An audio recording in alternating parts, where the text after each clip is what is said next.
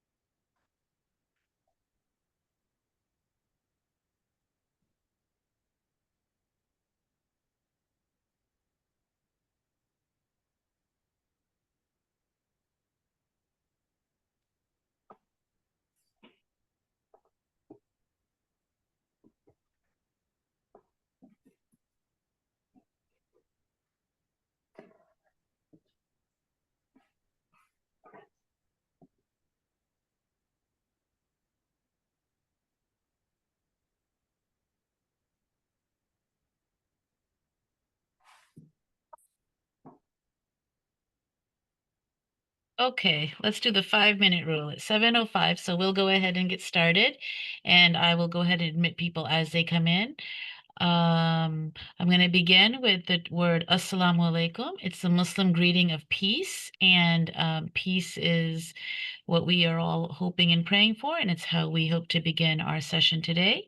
Thank you all so much for joining our presentation today. It's been a long time since we've done a Zoom session. It's reminding me of our COVID days, and I'm really so glad that those days are over. Much prefer in-person gatherings, but still, thank you so much on a weeknight to be here.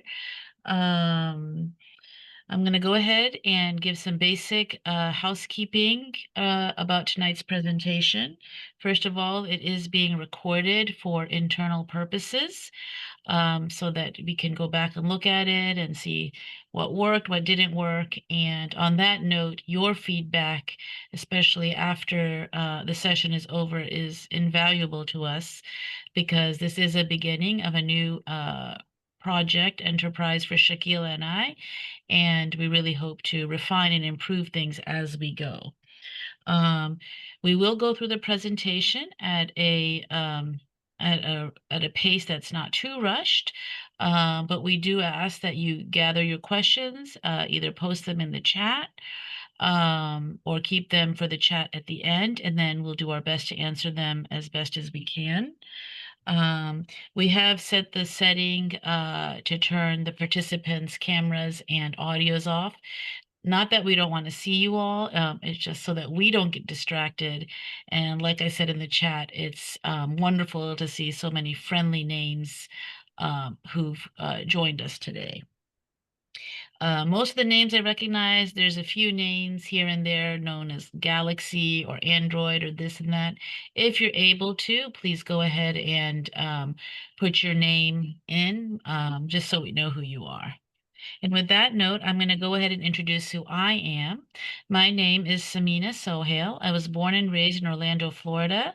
I've lived in Cincinnati, Westchester area for about 25 years. So this is what I call home. My day job is that I am a family physician. I have a private practice in Cincinnati. Um, and my other job, thanks to Shakila, is to do this type of work to really follow what my passion is, and that is uh, telling the story of Muslim Americans. And with that, I'll hand it over to Shakila to introduce Empowering Spaces. Thank you, Samina. I'm Shakila Ahmad. I'm a co-founder for Empowering Spaces. And yes, I shared about Empowering Spaces and the common passion that we have, and asked Samina if she wanted to partner on this work. And I'm delighted that she agreed and brings all the skill sets that she talked about, plus more. I've really been in the business and the nonprofit space simultaneously for 30 plus years, managing a medical practice, working for IBM. But my passion has been really to serve the community through educational programming, intercommunity work, and intercommunity relationships. So as I call this my Act Three. I was passionate, and we established empowering spaces to equip organizations with knowledge and strategies to authentically engage their workforce, clients, and partners, driving innovation and change. Our particular expertise is the Muslim American community, the growth, diversity, and all of the ways that they can be leveraged for organizations to drive innovation and success. So that is the space in which we work, and we wanted to provide this pro bono, open to the community session in order to really give you a glimpse of the very types of programming that we may be offering, and many of them would be specific to the organization, whereas this is a general one. Samina, Dr. Fawzia Sharif is trying to get in. I don't know if she is having a problem, but I don't know if we can do anything about it at this point. Um, Short It's okay. updating You session. go ahead and get started and let me see if I can send her a link. Okay. Um, okay. So now we are just gonna take a little step back into Islam 101 because while our presentation is about the Hajj, we just want to give a quick overview of what Islam is, what do Muslims believe, and how do we practice our faith. Muslims comprise almost 25% of the world's population, about 2 billion Muslims in the world. And so knowing a little bit about them is a good starting point. Beginning with our articles of faith, our belief system, we believe in one God. We are a monotheistic religion, and we believe that God is without partners. He is the one who created all of us, all of humanity, everything that is in all the realms is God, and that is who we worship. We believe in his angels as servants of God, created from light, and they carry out his commands. The most famous angel being the angel Jibril or Gabriel.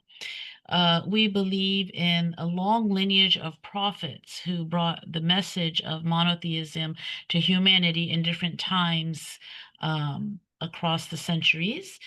We believe that Adam, Noah, Moses, Abraham, Jesus, and finally the Prophet Muhammad, peace be upon him, and all of them were messengers of God, bringing the concept of monotheism, faith, and the practice of religion.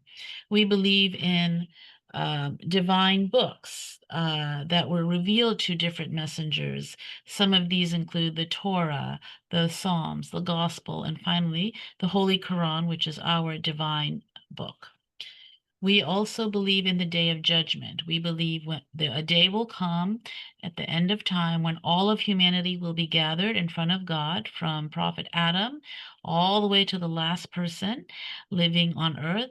The earth life will come to an end. We will have a day of judgment where we will be judged by God, and we will spend our eternal abode in either heaven or hell.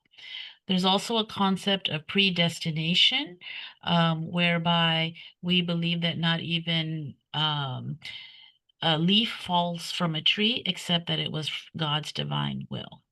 So it's a huge belief system. This is the basics of it. Beyond our belief, there's ways that we practice our faith, and that begins with our declaration of faith, the Shahada. We believe that there is no God but one God, and Prophet Muhammad is his final messenger. We pray 5 times a day. That's an integral part of what makes our existence, our prayers. We fast during the month of Ramadan. Ramadan just ended a little over 2 months ago, and Muslims across the world are fasting as an act of worship to God in this month, whereby we have nothing to eat or drink from sunrise to sunset. We give a portion of our income annually to charity in the form of zakat. And finally, what we're talking about today is the Hajj. Once in our lifetimes, if we are physically and financially able to do so, it is incumbent upon us to perform the Hajj. Um, so it's important to keep in mind that this is a religious obligation, and our presentation today is from the perspective of two women, myself and Shakila, who performed Hajj at different times. Shakila was honored to perform her Hajj in 2009, and I performed my Hajj in 2011.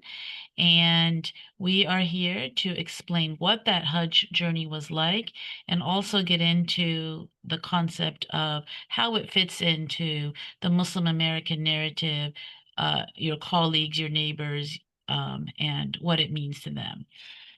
And with that,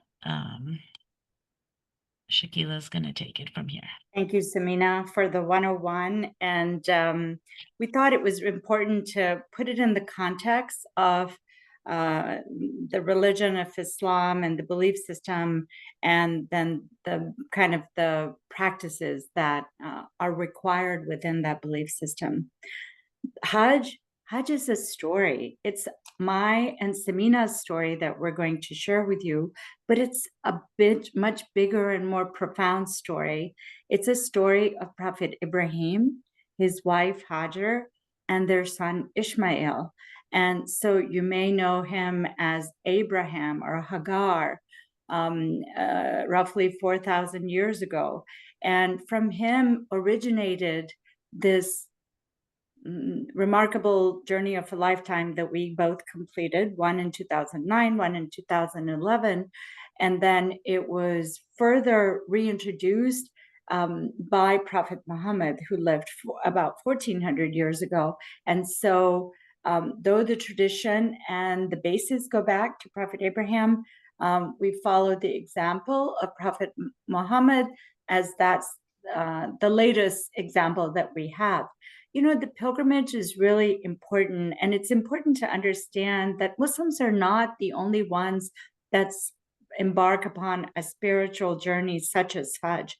If you're Christian, you may be familiar with walking the Stations of the Cross in Jerusalem, or going to the Western Wall if you're Jewish, and the El Camino walk through Spain, Portugal, and France is something that I've known friends in my interfaith group that have actually participated in, visiting the Golden Temple in Amritsar if you're a Sikh, or going to Nepal.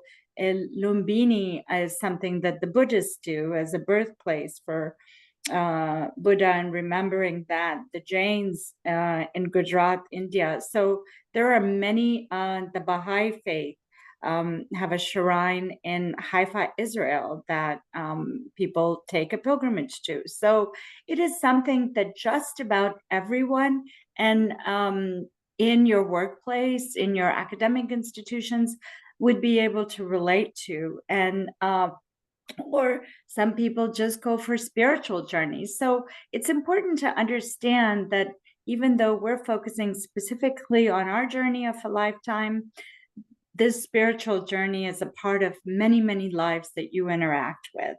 Um, when do we go? Well, we just got the dates for Hajj yesterday. And so the main day of Hajj would be next Friday. And it is the first 10 days of the last month of the Islamic calendar, which is a lunar calendar known as Dhul Hajj.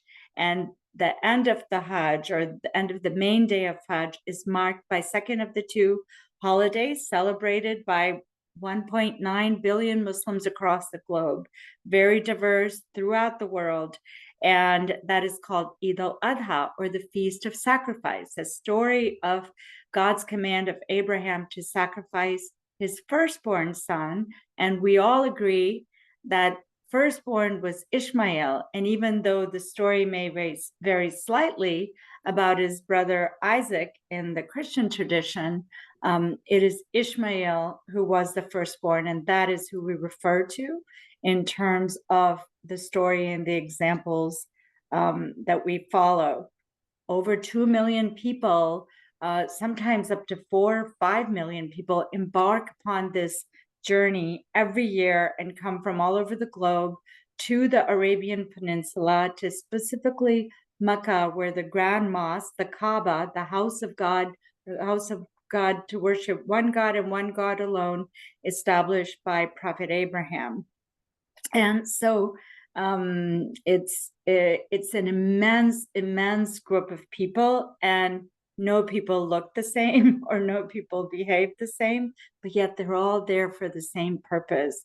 And to, for them to go from their home in Indonesia or Cincinnati, Ohio, to Mecca, Saudi Arabia, to the valley, the plain of Arafat, which is the main day of Hajj, to visiting Medina, the city of the Prophet Muhammad, where after 10 years of persecuted, he immigrated to, and where his final resting place is. So as a whole, the fifth pillar of Islam is not just a physical journey, but it's a spiritual journey, and it's a mental journey, and it's also carries many, many lessons that are applicable to our lives when we get back, that we'll talk about before we finish our conversation today.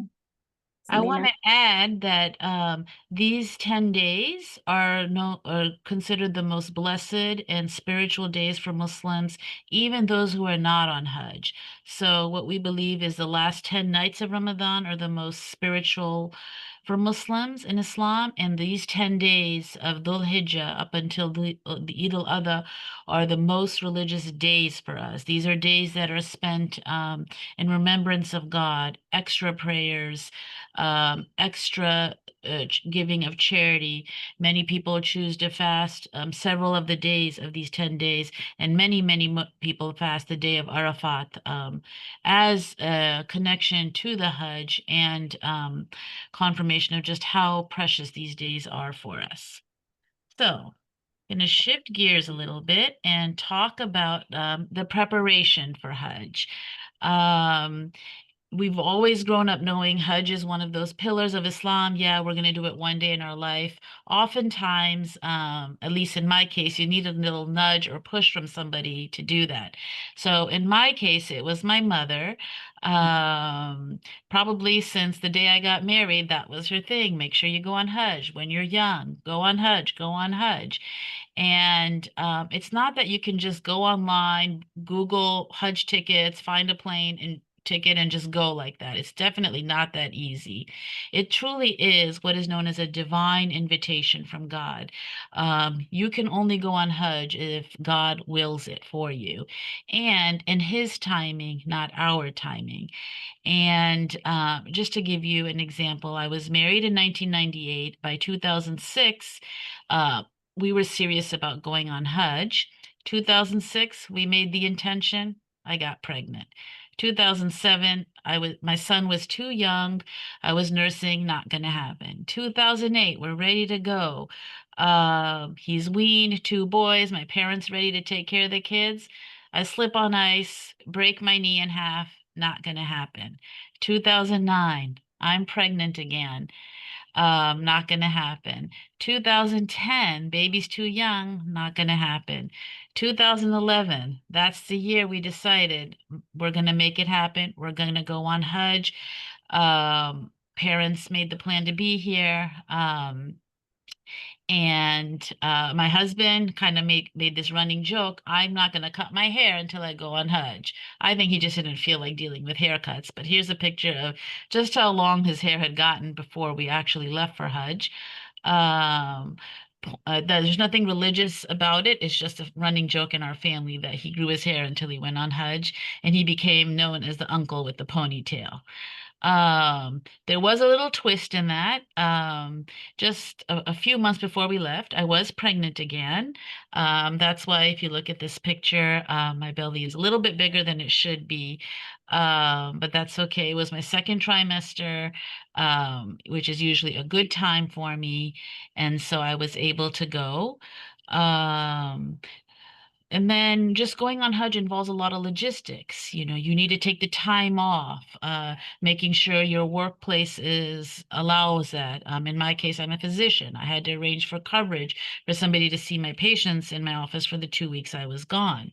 Childcare arrangements. Like I said, my parents, I was fortunate enough that they flew into Cincinnati, took care of my kids, took them to school, brought them back, took care of the 2-year-old. So I am forever indebted to them. Looking at Hajj packages, there's so many Hajj packages out there. Which group do you go with? What are your dates? How much are you going to pay? Even within the packages, do you go to Medina first? Do you go to Mecca first? Do you stay in this hotel, that hotel? It's a whole nother level of thinking things through and trying to figure out what works best for you. It is a financial commitment to go. That's why, Hajj is obligatory if you're physically and financially able to do so. But also, you have to have your finances in order. Your will needs to be made. And there's many important things that you think about before you go. If something happens to me, I mean, we're both leaving. Who's going to take care of your kids? Where does the property go? All of these things kind of are leading up to when you leave. And then the time that you leave, probably the hardest thing for me is saying goodbye. I said goodbye to my 3 young boys at that time, and it was really hard for me. The older two, I remember, I dropped them off at school, and there's no words to describe that feeling of not knowing if you're going to see your kids again. So yeah, saying goodbye was really hard. The good thing is, after those few emotional moments, once you get caught up in the journey, God truly does make it easy for you. Yes, you miss your kids, you miss your family, but you enter a frame of mind where you realize you're doing something for the sake of God, and it becomes easier. Um, Shakila, why don't you tell us about packing light? Yeah. Well, I'll start with the frame of mind where you left off is that, I had wanted to go for Hajj since the early 2000s, as the kids, started to get older and I did not get pregnant, so I did not have that excuse, but Masood wasn't ready. And so you have to both be ready if you're going to go as a couple. And then finally, it was really both of our parents, Masood's mother and my parents. They said, "What are you waiting for?" And there was really no good answer. And so mentally, I had to prepare myself. I have not made the commitment to the hijab as Samina has. That was something I get a little claustrophobic. I don't wear the abaya, the long robe. So it's like, how am I going to manage that and focus on what I need to do in terms of my spiritual and physical journey? And I'll be honest with you, it was one of the most liberating experiences that I had where, I could focus on my relationship with the Almighty and not worry about all the other superficial things. Unfortunately, a little bit of superficiality remains because I'm not known for packing light. This, by the way, is not my fault. That's Masood. And I think one of our partners from Hajj is on this program as well. Is and he got, joked the entire time about not packing light, but we survived and it all worked out. But I think the one thing that I remember is when I went for the Hajj preparation workshop here, I was talking to someone and said, I feel a little overwhelmed. I'm not sure if I'm ready. I'll remember everything. And she said, Sister Shakila, God invited you. You will be, Allah invited you. You have the invitation. You will be ready. You will do what you need to do to prepare to fulfill your obligation. And that's what happens is that, you use every resource and you mentally, physically, and spiritually prepare for this immense journey. Let's move on to To the long journey. So really, it is a very long journey. Usually the way it works is since we're in Cincinnati, you fly to another big city, New York, DC, Chicago, and then from there, it's usually a 12 to 13 to 14-hour flight to get to Saudi Arabia. Many of the packages, including the ones that Shakila and I went on, first flew into Medina. Medina is the city of the Prophet. As Shakila said, it's where Prophet Muhammad, peace be upon him, um, migrated to after facing religious persecution for years in Mecca for bringing the faith of Islam to the region.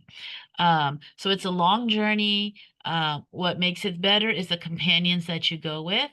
I was blessed to go with my husband, my mother-in-law, my father-in-law, my husband's cousin, his mother, and his mother-in-law.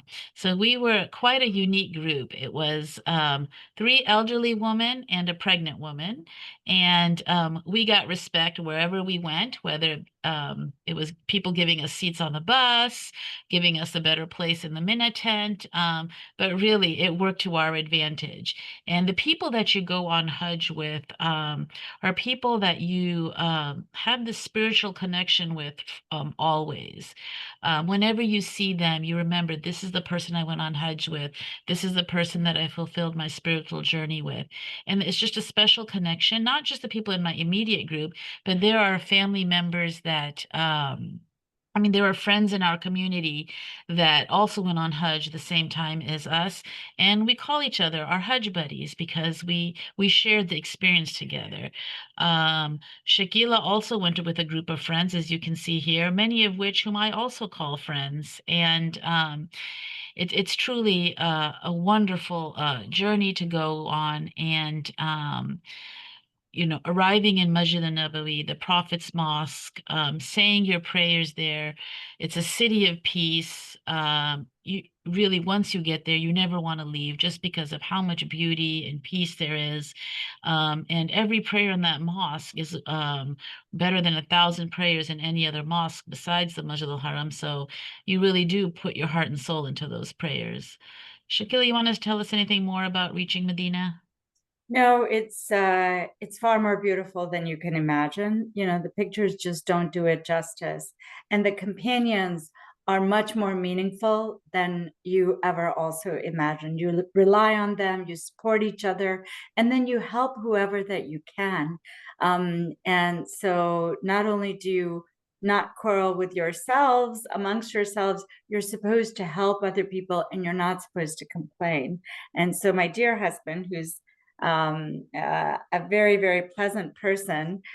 Sometimes he would begin to rant about the Saudi government or some, and I would say, what's the rule? He goes, I'm not complaining. I'm just making an observation. So positive observations are encouraged in the companions that we have. They're all from Cincinnati. One of them happens to be Kokab Malik, the daughter of my mentors and one of Samina's mentors, and the first board chair for the Islamic Center of Greater Cincinnati. So the connections remain, for a long, long time.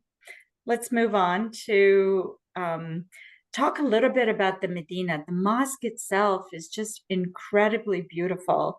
If you look at the arches on the far right upper corner, you have a little bit of remembrance of what the Grand Mosque in Cordoba looks like. The doors are, either intricately carved or they're, made with copper, steel, with perhaps even a little bit of gold leaf. The green dome that you see, that marks the place where the Prophet Muhammad rests. And there's a period and it's scheduled. And now it's, I think, even more logistical where there's an app where you can schedule a time to go visit and pray specifically there.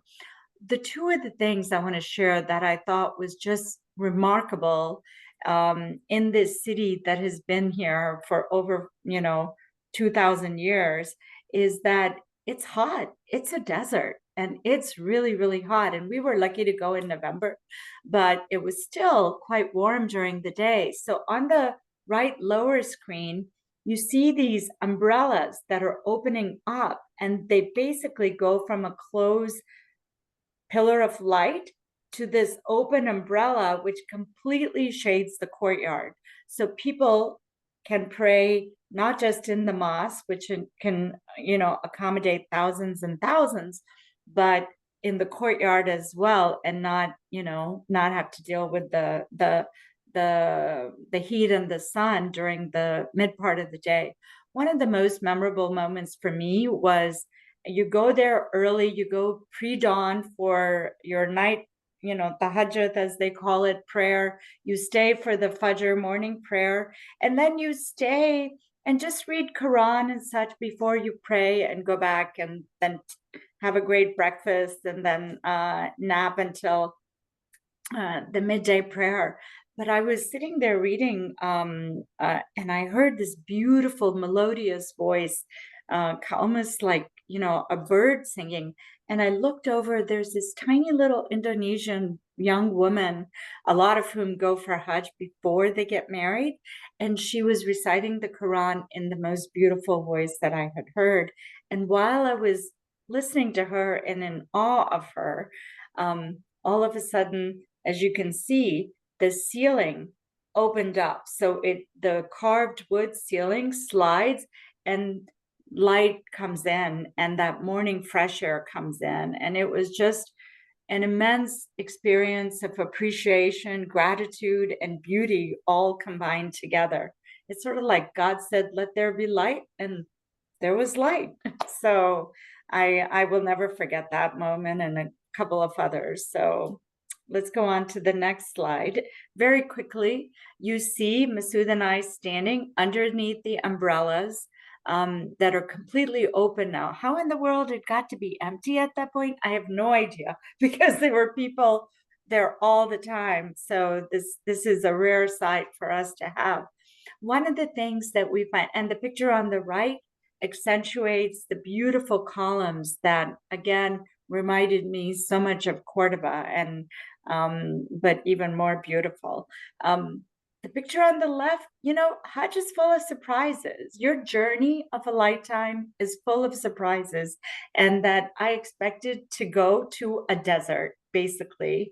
And while we were landing in Medina, I saw mountains, and I'm like, where did these mountains come from? And so it was also kind of an awakening to how we may have these preconceived notions about other places and other people that are really not reality. And so it's always better to reserve your judgment until you've actually had the experience or met people that are part of a particular culture. And we found the people that were coming from all over the world to be extremely kind, extremely generous with one another. And we found the place to be immaculately clean and well taken care of. So those were all beautiful, wonderful, pleasant surprises for us.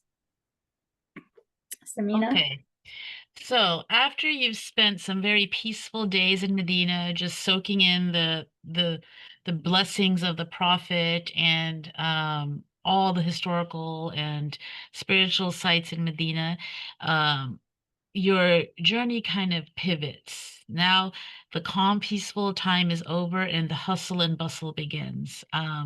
Because now you are actually start embarking upon the essence of the Hajj, going to Mecca. Um, Before you go, you enter into a state of spiritual purity called ihram. And what you can see in this picture, you don what's known as your ihram. And for men, it's basically two unstitched white fabrics, whether it's towel material, sheet material they wear one over their upper body and one over their navel. And for women, there's also an ihram, and basically it's a simple, modest, loose garment that covers everything except for the hands and the face. While that is the uh, physical expression of your ihram, there's also an internal state of purification and that you adopt and internalize. And when you're in a state of ihram, you are more cognizant, more alert of every action, every step, everything what you do. And there's many things that are forbidden in a state of ihram that you always have to be cognizant of when you're there. Um, so the journey from Medina to Mecca is really only 200 miles. For me, we went on a bus. It was a 4-hour bus ride. Other people go by airplane, trains. There's many ways of going from Medina to Mecca. But keep in mind, this is modern day technology. Back before even a century ago, maybe a little over a century ago, that travel was done either on foot, on camels, on horses, in the desert, way more difficult. So truly, we are blessed to live in a time where we can travel in these air-conditioned buses, trains, planes, however we do go. Um, but the Ihram is really not only a spiritual purification, but it's also a symbol of equality. When men and women are dressed in this way, you don't know their socioeconomic status. They could be a millionaire, a CEO of a company, or somebody who has saved their life savings to be at this place. But it signifies that in front of God, we are equal except in our devotion and obedience to God. Shakila, why don't you tell us a little bit about your Ihram story? Yeah, and that's our picture on the left. And Samina, said that women also enter into the state of ihram with clean, pure clothing, make the intention. We do it before we cross what is known as the Miqat, or the outskirts of Mecca. And while we're getting ready to cross that boundary, we're reciting Labbaik Allahumma Labbaik. Here I am, oh Allah, here I am. So in a way, you're proclaiming your immediate and physical journey, beginning of the most important part of your Hajj journey. I happen to I'm like, well, men can wear white, why can't I? And even though I could opt for anything else, I chose the hijab that my mother wore when she went for her Hajj, and it made it all the more special. I want to share one other quick. While we're saying Labbaik Allahumma Labbaik, Samina was sharing with me how they said it like the whole bus ride from Medina to Mecca. And so we took a plane in the middle of the night from Medina to Mecca. And so we were reciting Labbaik Allahumma Labbaik, and just preparing and getting our mental state in a ready state. And all of a sudden, the plane curved to one side. I mean, I can still visualize it, and it dropped like 100 feet. And we thought, okay, we're going to meet our Lord right now. Allah is calling us right now. And I laugh now, but literally, it was the closest thing that I've been to in terms of, God forbid, a near-death experience. And nobody said anything. We just started reciting Labbaik Allahumma Labbaik even louder, and we're fully awake. They didn't announce anything. As it turns out, we get to the hotel, and after breakfast, we find out they didn't say what flights, or that there was almost a mid-air collision between two flights. And you realize how fragile this life is, how vulnerable you are, and how we felt that we were truly given another life to live, which is a part of the journey, the, Hajj experience. So all praise to God. Alhamdulillah, we say. So let me set the stage. You're with your group of people and you're saying Labbaik, Allahumma Labbaik in loud, repeated verses, reminding, Here I am, O Allah, here I am your servant at your service. I have left everything behind that is important to me and precious to me to serve you, to fulfill my obligation, O Allah. And the excitement and the anticipation is building up, building up, building up. You reach Mecca, and you drop your bags in the hotel, and the first place you go is to the Kaaba. And that is just, there is no words to describe the first time you see the Kaaba.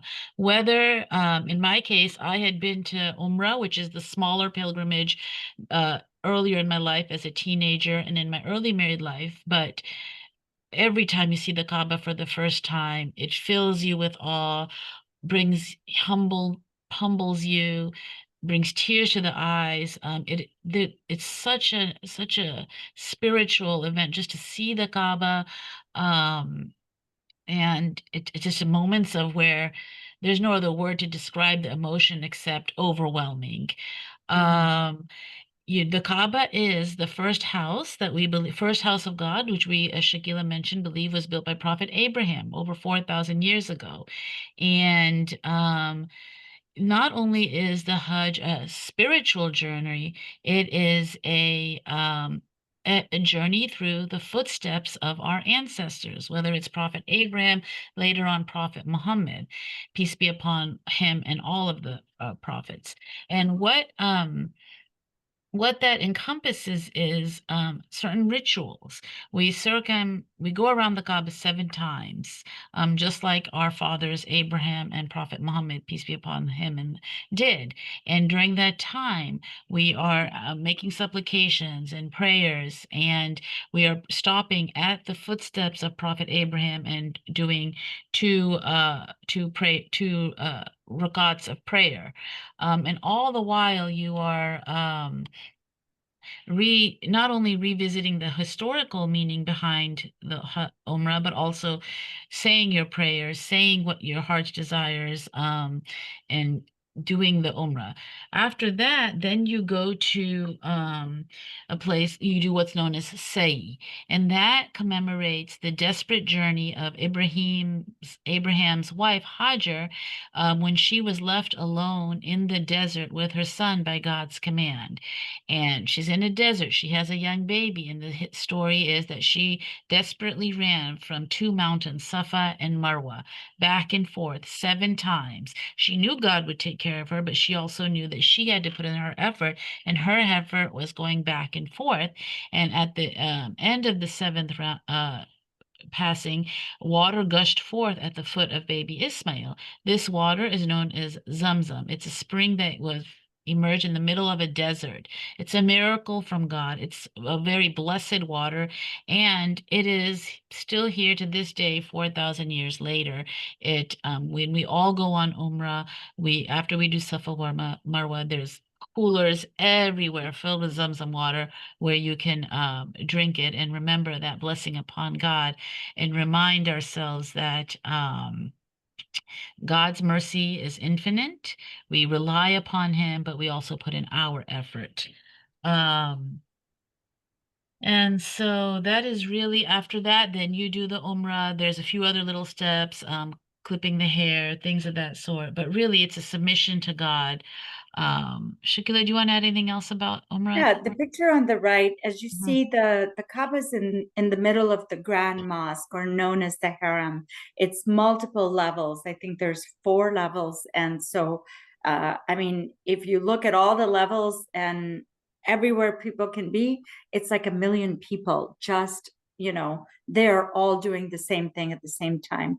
The picture on the right is one of the mountains or hills. Safa, it doesn't seem like a mountain, it seems like a little hill, but again, it's there's walkways around it, and you can see the mountain, the hill at the bottom, and people can go back and forth.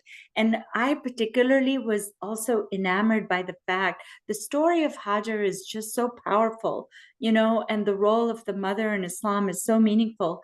But I specifically remember doing the say, and there are points where it's a valley and where she could not see the baby. So she would literally run. And so there's 2 green lights, and men in particular are required to run in between those two green lights, so they understand exactly the emotions that Hajar was feeling for her baby Ishmael. And I thought that was extremely powerful, to see everybody be able to do that. And then, after that, and then these steps you do at when you arrive for your Hajj in Mecca, and then the main day of Hajj that Samina is going to talk about. And then let's go on to the next slide, and then you repeat those steps before you leave. So everything we've told you about so far has been part of what's you also do in Umrah, the lesser pilgrimage, any time of the year. But now we're going to actually talk about the actual things that make Hajj unique, the additional steps and places you go. And honestly speaking, I've done this. Before you go, you read about it. Afterwards, you remember what you did, but it's still kind of confusing. And every time, you kind of have to remember, okay, what did I do first? How did I do it? That's where the tour guides and the people who know what they're doing come in really handy. Um, but really, what's involved is you leave the Mecca proper and you go a little bit outside of the city called to what's known as the tent city, Mina. You spend a couple days there, depending on whatever package you have. And actually, it's known as a tent city. Some countries' tents are very primitive, and other countries like ours tents were a little bit more less primitive, but still, I mean, the tent that I stayed in, it was about 30 women in this tent. And the way that it was you had these little beds that you kind of rolled up and rolled out. So you would spend your day either sitting up in this rolled out bed or outside in the common area. But there's a lot of women in that area because women are in their tent, men are in their tent.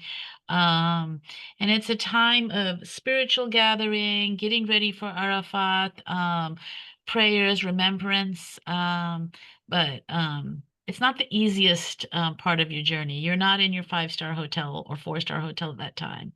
But still, it's just an incredible bonding experience because now you're with people that you don't know and you're in close proximity to them. You build bonds, you meet, you hear people's stories, you see, the hardships that people endure just to be there. And it just opens your eyes to, we may all look different, but our articles of faith and what we believe and our pillars bring us all together in this place. Then on the early morning of the ninth of the Hijjah, so the ninth day, that is the day of Arafat. That is the essence of Hajj. That is the most important day of Hajj. If you don't go to Arafat, you don't have Hajj. And it is the day where you stand in prayer, reflection, supplication from noon until sunset. And Arafat, we have a picture that shows you it's most of the pilgrims are in an open plains, but then there's also a mount there, the Mount of Arafat. And that mount has significant lots of historical significance. I'm actually going to cheat and show you the picture right here. This is the Mount Arafat right here. And as you can see, there's pilgrims all around it. But it is believed that this is where the Prophet Muhammad, peace be upon him, gave his farewell sermon, where he emphasized human equality, justice, and faith, the finality of his message. His last sermon is available online. It's a universal message. For those who haven't read it, would highly encourage you to do so. We believe that this is where Adam and Eve were reunited before they were sent down onto earth. It symbolizes the day of judgment, a gathering of all of humanity. And we believe that those who do the day of Arafat and their supplications are accepted, their sins are forgiven. It's like you're a newborn baby without any sins.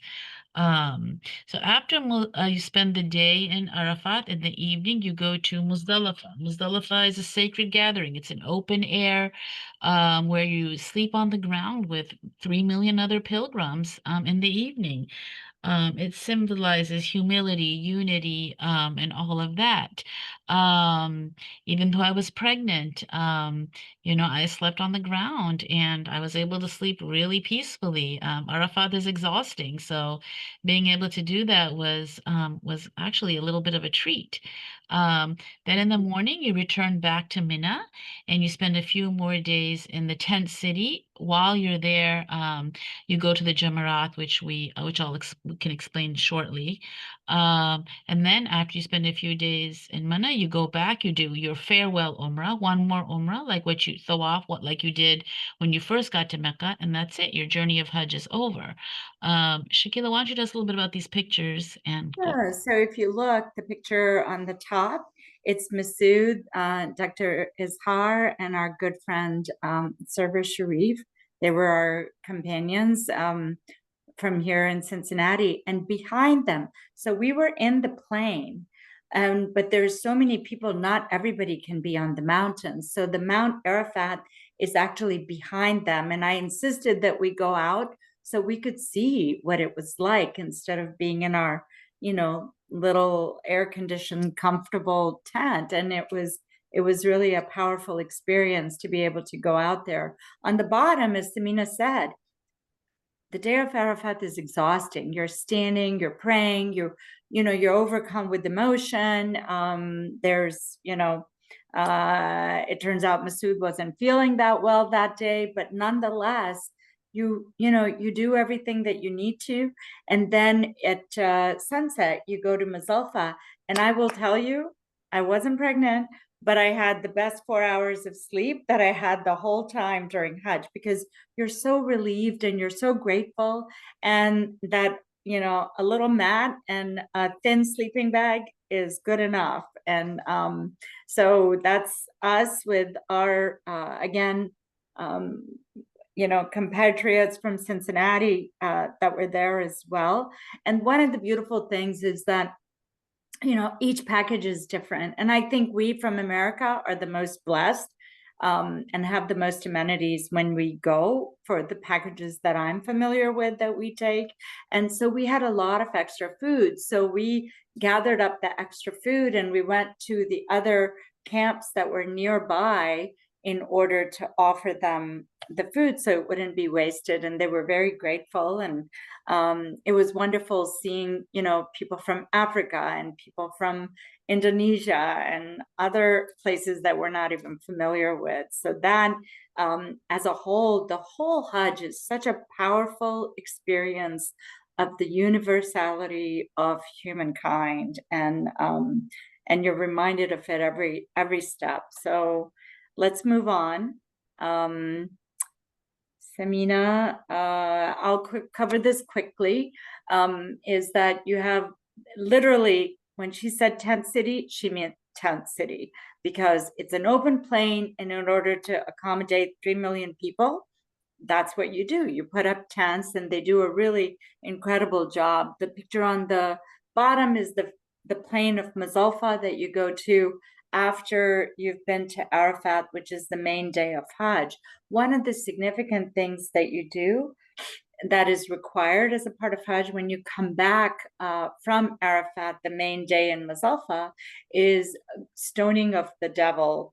And you do it in a place called Jamarat, and now they've really streamlined. It's one way, and there's 3 pillars. You pick up pebbles on your way back from Mazalfa, actually, is where you pick up the pebbles, and then one pillar at a time, and you're symbolically stoning the devil or the temptation that was put upon Prophet Ibrahim to not follow God's command. And so, in a way, every day we struggle, we struggle to follow what is the right thing to do, and struggle to push away. We don't literally stone, Jamarat or the devil, but every day it's a reminder that it's a struggle to overcome those obstacles that are in our way, in order to achieve what we need to achieve.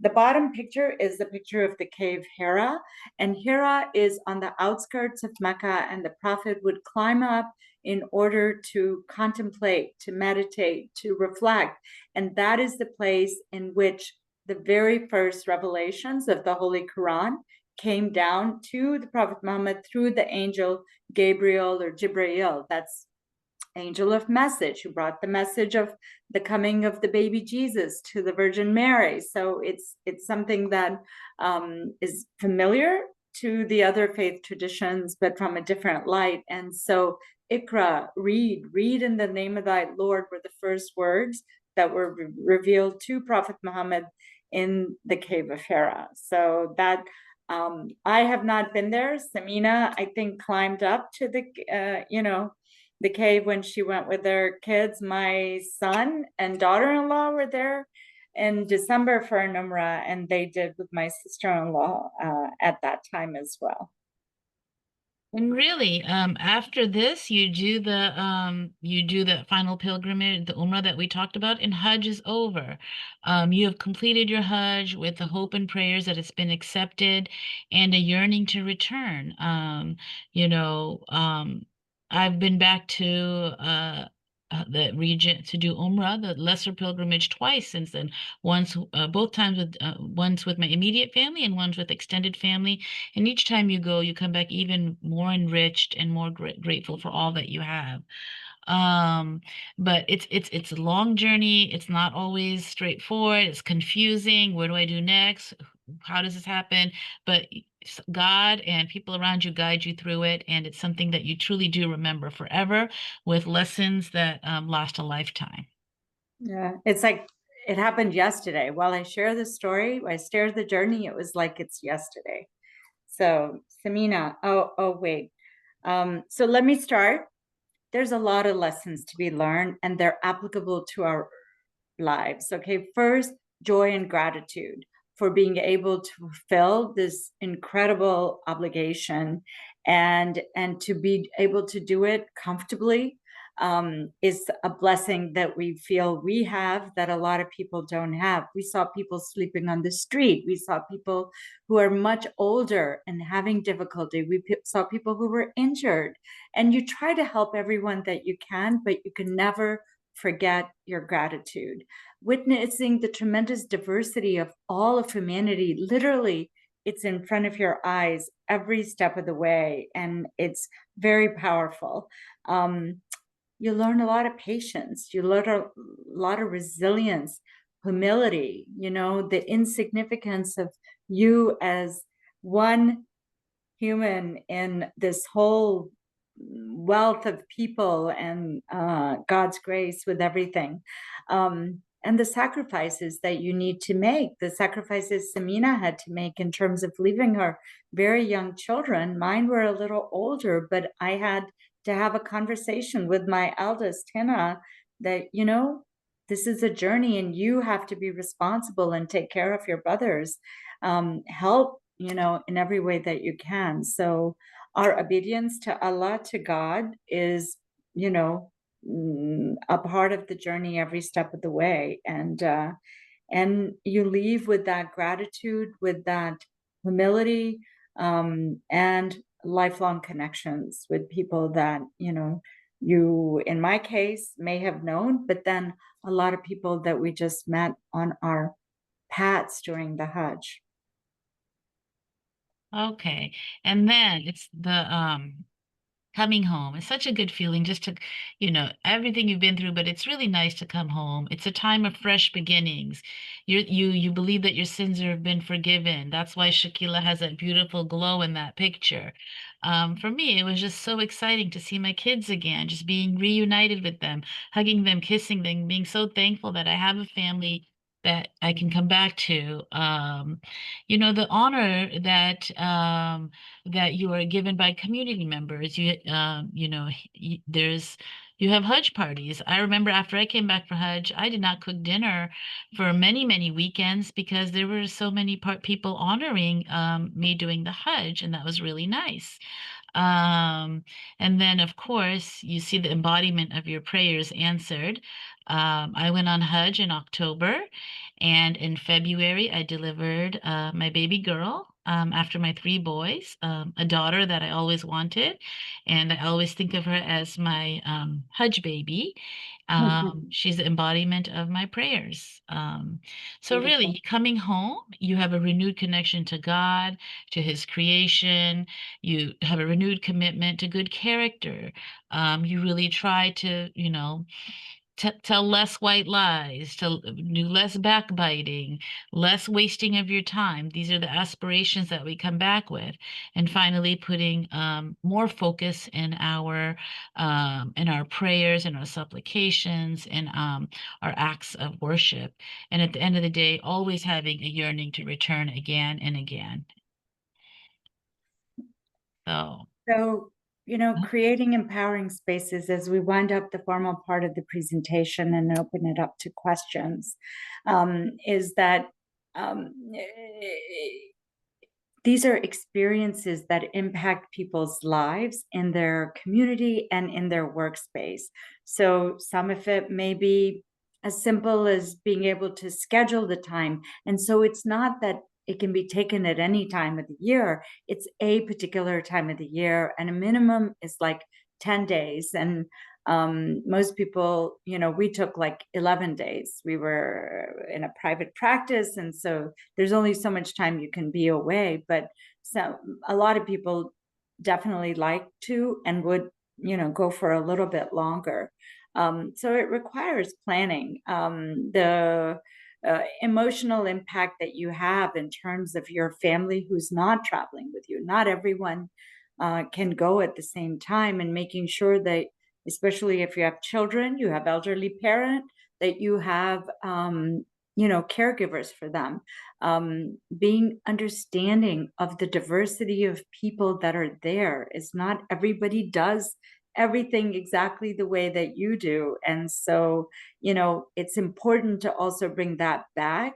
When you get home, is that understanding the respect for religious diversity and awareness of other people's religious obligations in addition to yours is just as important.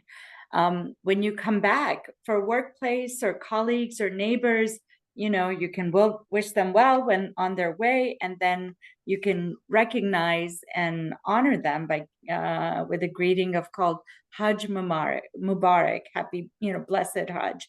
And then, of course, if you don't know people who are at Hajj, if you have people here at this time in your workplace, neighbors, schools, wishing them a Eid Mubarak. And Eid would be on Friday, June 6th, which is a very busy day for the pilgrims in that are at Hajj, and it's busy day for us, but more celebration and partying versus all of the obligations that they have.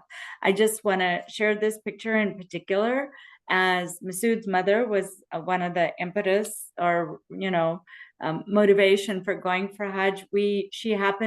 She had become widowed just a couple of years back, and so she was in Lahore, Pakistan, which is Masood's birthplace, and so we were close, and so we journeyed to Lahore to meet his family, and to celebrate with them and to enjoy our time with them. And so this is Masood's mom, and of course she had brought us with his sisters and brother, garlands, roses, in order to wish us a Hajj Mubarak. So it was a beautiful union and celebration, and we love getting together at these dinner parties or sitting with family, because it allowed you to relive that experience, and so to remember it and then to share it with other people. So in subsequent years, I love sitting and listening to what was Samina's favorite part of Hajj, or what was,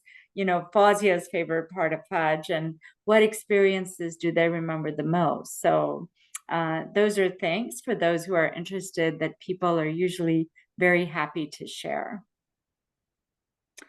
With that, we thank you so much for being, and we apologize for keeping you mute and keeping your cameras off. But what we want to do is, I think, unmute people.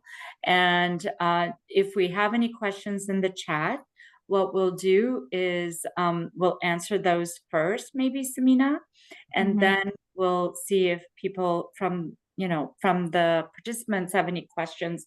We will be, before we wrap up, we'll give you a little more detail, but we will be sending you a brief questionnaire, and your feedback is very important, particularly as to, this is a very unique presentation that we're doing. Most of the other work that we do focuses on either healthcare, higher academics, law enforcement, or corporate business. And so we really focus on educating those spaces. But wherever it is that you think that this work could apply, we very much welcome your feedback on that as well. Mhm.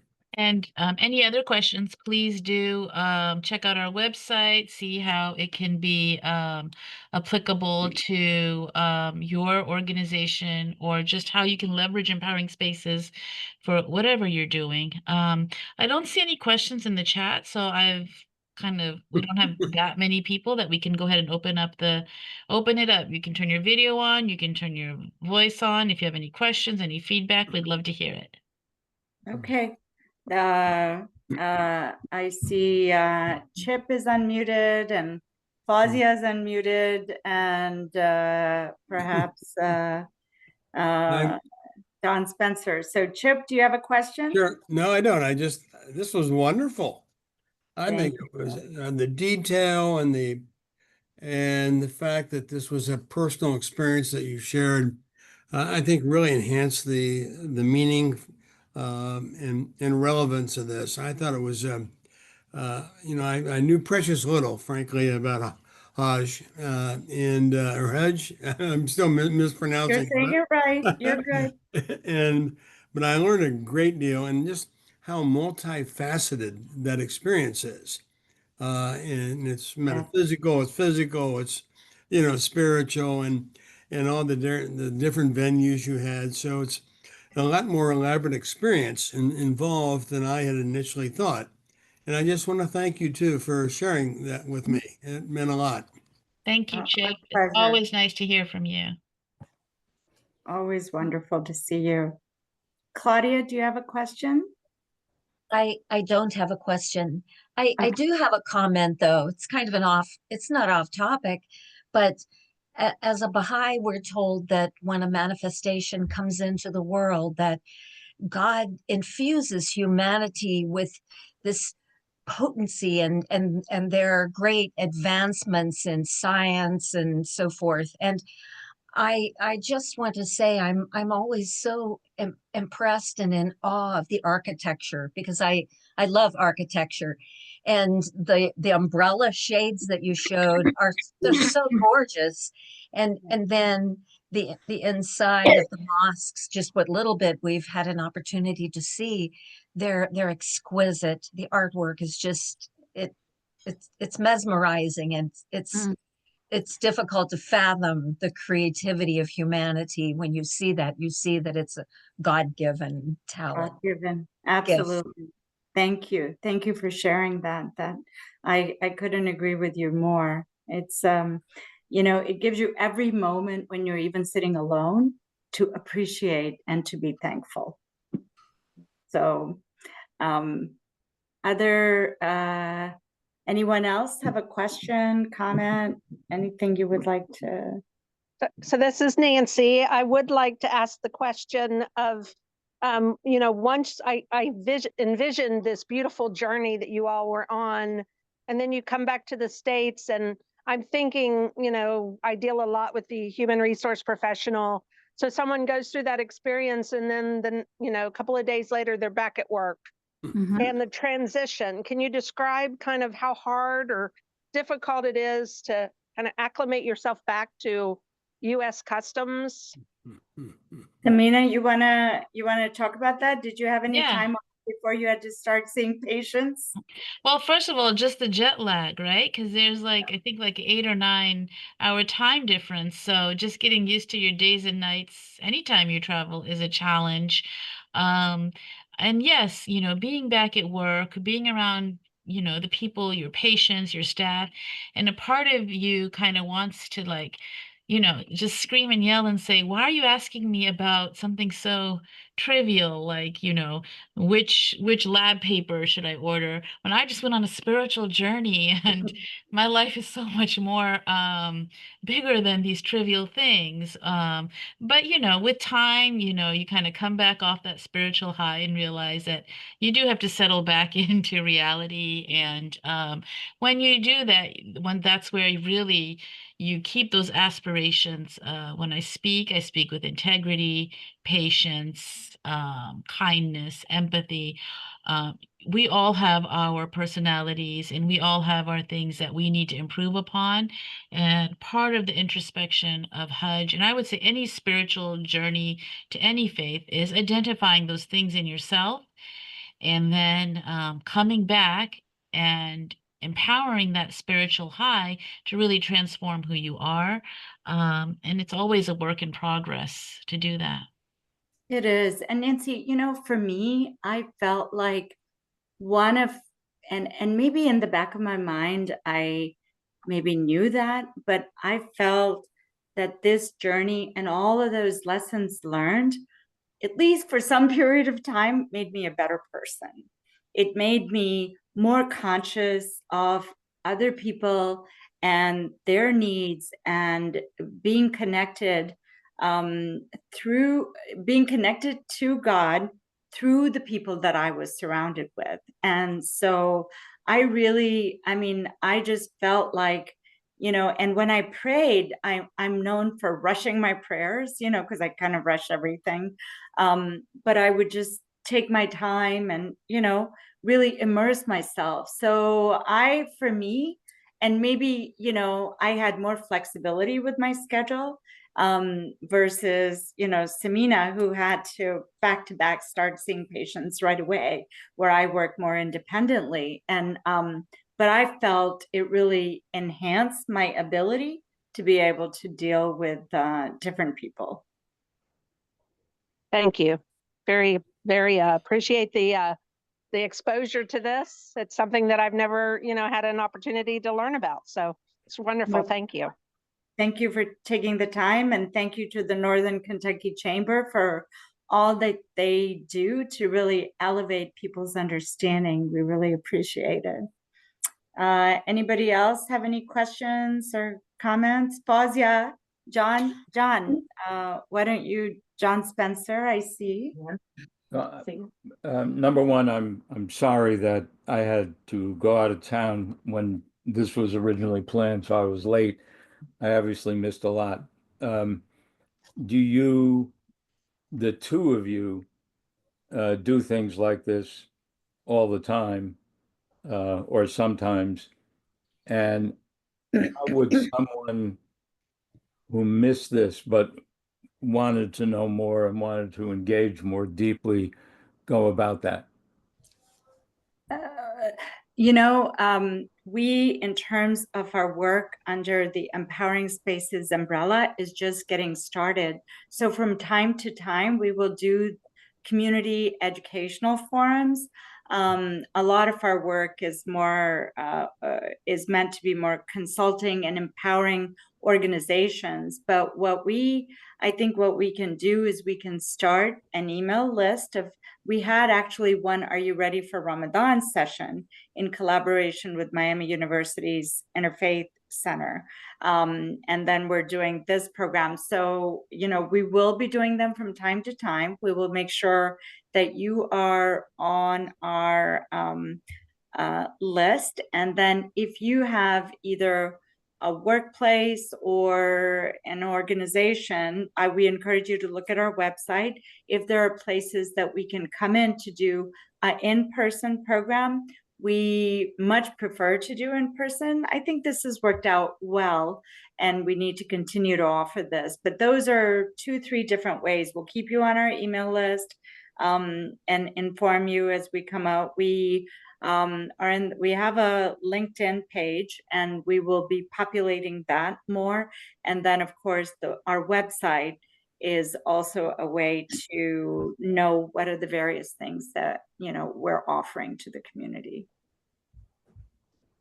My other question is, when you do the Hajj, the environment and the experience is so different. Is there culture shock when you go from here to there, and then when you come back? What's the experience of making that transition like in both directions? Yeah, I mean, it's a huge change. And so mentally getting ready to go, and, just in terms of dress, just in terms of logistics, in terms of interaction, in terms of crowds, in terms of obligations that you have to do. But I think we're really blessed to have resources within our community through the Islamic Center that help prepare people. And then I think you as individuals have to prepare yourself mentally and decide what state you're going to be when you get back. And, I don't think it's difficult to re-immerse ourselves, because this is what we're most comfortable with. I think it takes more work preparing to go than to re-immerse yourself. Samina, what would you say? I agree. I mean, yeah, going is a culture shock because completely a different environment, and there's no word to describe how many people are there. I mean, probably the only time you're alone is when you're in the bathroom. You're lucky. Yeah. So it's just so tremendously crowded. I remember when I came back, that was one of the things that hit me the most, like just having alone time again. Right, But you right. come back and you adapt quickly. So yeah. Yeah, it's amazing the resiliency of people. And Samina and I both love to travel, so we love immersing ourselves in different cultures as it is, and learning from other people's life experiences, I think, is the best way to learn. So in a way we seek out those things more so than maybe other people do. Fawzia Sharif, I don't is on the session. I invited the people that I had gone to Hajj with, and Fawzia was one of the partners, and we're very dear friends. We just traveled together to a wedding.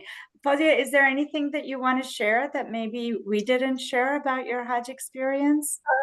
Well, I mean, I think you guys really did a wonderful job explaining it in a simplistic form and giving your personal experiences. So that was really good.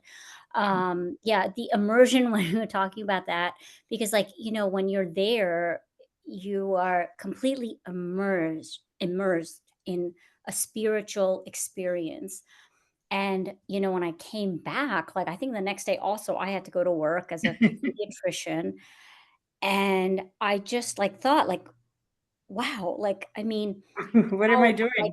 yeah, I mean, well, like how like simple and how focused you were on one thing, during that experience. And then you come back and you have all these things going on around you, and then you realize also how much of the material things you have going on around you too. Like you walk into your closet and like, do I really need all these clothes? Do I really need all these shoes? No. So you try to make some changes, to implement, and of course in your character, of course, you try to pull from that. And because really what, even when you are there on that experience, I mean, I didn't even think of my children, I mean, and that's a lot. That's a 'Cause lot. you're so just fully into being there. And um Absolutely.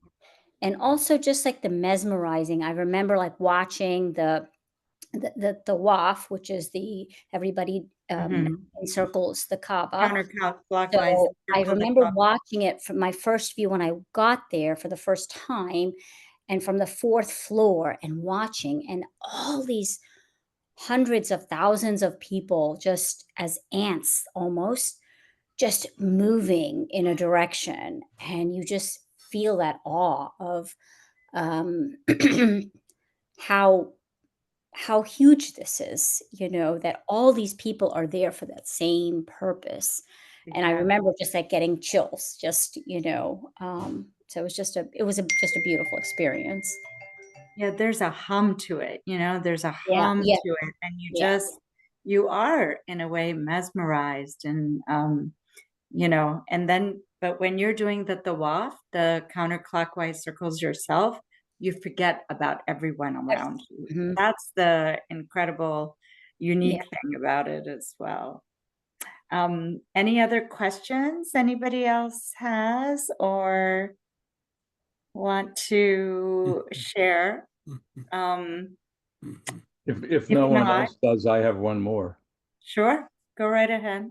What questions do you get on your return or any other time? So I'm from New York City originally, and it's New York City and Cincinnati are very different and nowhere near as different as um, the experiences that you've been describing. But what questions do you get, or what maybe impressions or misimpressions do people have about what the experience is like, Hmm, once you're back?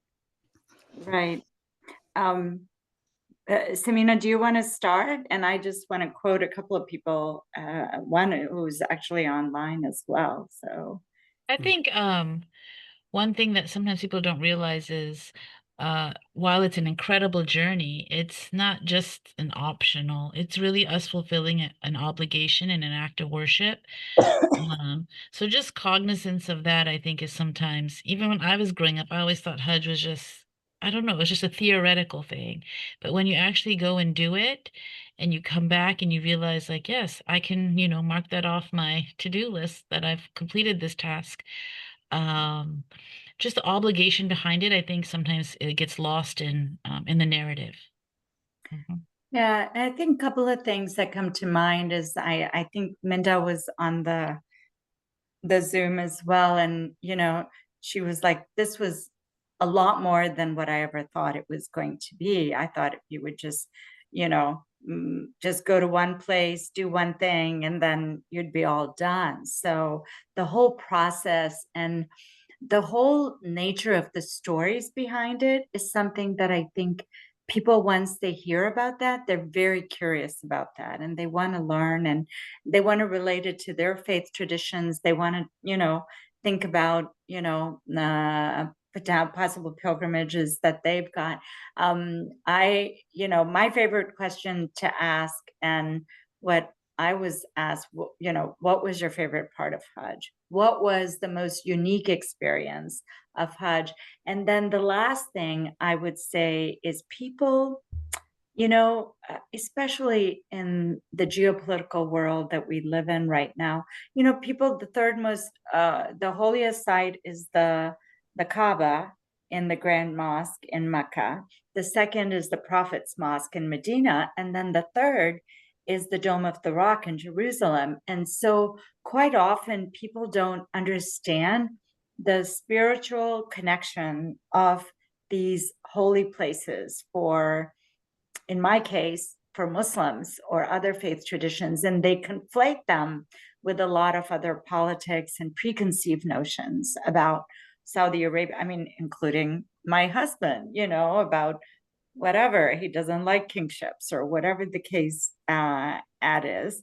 And so, you have to sometimes look beyond that to see the humanity of other people and their experiences. So I think that what's really best is when I'm talking with people and they're able to, to get to those level of questions, which only happens, I think, if you've got a period of time or you're at a dinner together and you happen to talk about it. So most want to know the logistics.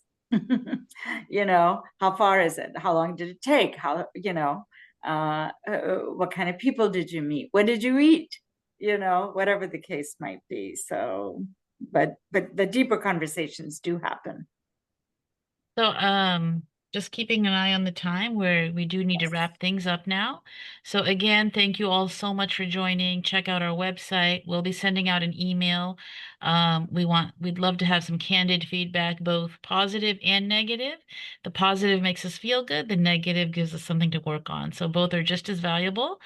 And we hope this is just one of the beginning of many more engagements, interactions with you all. Thank you all so much again. Thank you. Have a wonderful evening. Thank you. Bye-bye. Blessings to